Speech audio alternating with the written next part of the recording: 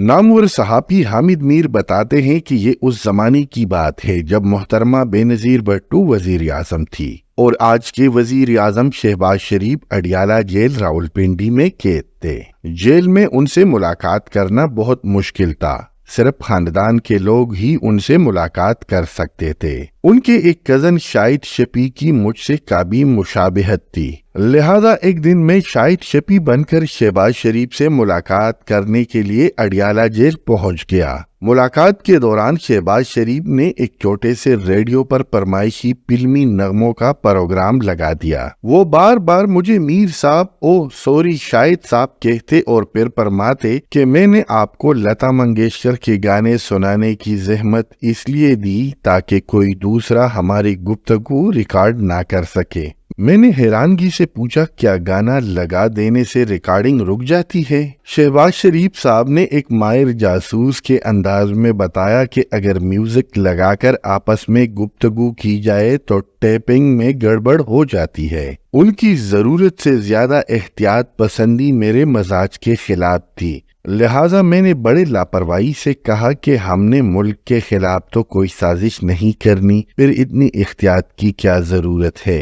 ये सुनकर शहबाज शरीफ ने अपने दाएं हाथ की उंगली को जोर जोर से हिलाकर कहा कि ये एहतियात सिर्फ आपके लिए है। मीर साहब ओ सॉरी शाहिद साहब, मैं नहीं चाहता कि आपका वॉइस डेटा कहीं महफूज हो जाए। मुलाकात खत्म हुई तो एक संतरी ने मुझे कान में कहा कि जेल सुपरिटेंडेंट आपसे मिलना चाहते हैं। जे साहब मुझसे बड़े एहतराम से मिले और सरगोशी के अंदाज में कहा कि पता नहीं आप मीर साहब है या शाहिद साहब, लेकिन आइंदा तशरीफ लाएं तो ख्याल करें कि यहाँ सिर्फ आवाजें नहीं शक्लें भी रिकॉर्ड हो जाती है। ये सुनकर मेरी हंसी निकल गई और एक पाबंद सलासल सियासतदान की एहतियात पसंदी का जनाजा लेकर जेल से वापस आ गया। अगले ही रोज सदर फारूक लगारी का बुलावा आ गया। मेरा ख्याल था कि वहाँ और लोग भी होंगे, लेकिन उस दिन सिर्फ मैं ही था। सदर साहब ने पहला सवाल ये पूछा कि शहबाज से मुलाकात कैसी रही।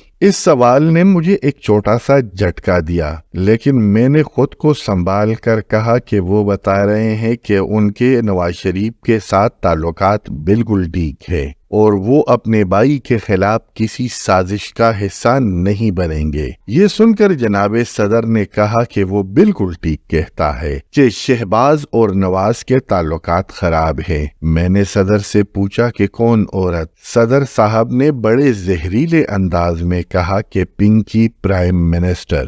सदर फारूक लगारी अपनी नशिस्त से उठे और उन्होंने टेलीविजन की आवाज ऊंची कर दी। मेरे पूछे बगैर ही कहने लगे कि आजकल इंटेलिजेंस ब्यूरो मेरे फोन टैप करती है, इसलिए टेलीविजन की आवाज ऊंची कर दी। ये मुलाकात दोपहर को हुई थी। शाम को वजीर आजम साहिबा ने बुला लिया। बहुत मीठे लहजे में कहा कि शहबाज से मुलाकात का नहीं पूछूंगी, ये तो आपका कोई सीक्रेट होगा, लेकिन मेरे भाई फारूक लगारी से मुलाकात कैसी रही? मैंने भी आओ ना देखा ताओ और सवाल दागते हुए कहा कि वो दावा कर रहे हैं कि आप उनके फोन टैप कराती है, क्या ये दुरुस्त है? जवाब मिला, जो लोग मेरे फोन टैप कराते हैं उनका पता लगाने के लिए कुछ फोन टैप किए जा सकते हैं। ये पुरानी कहानी सुनाने का मकसद ये है कि पाकिस्तान में फोन टैप होना कोई नई बात नहीं।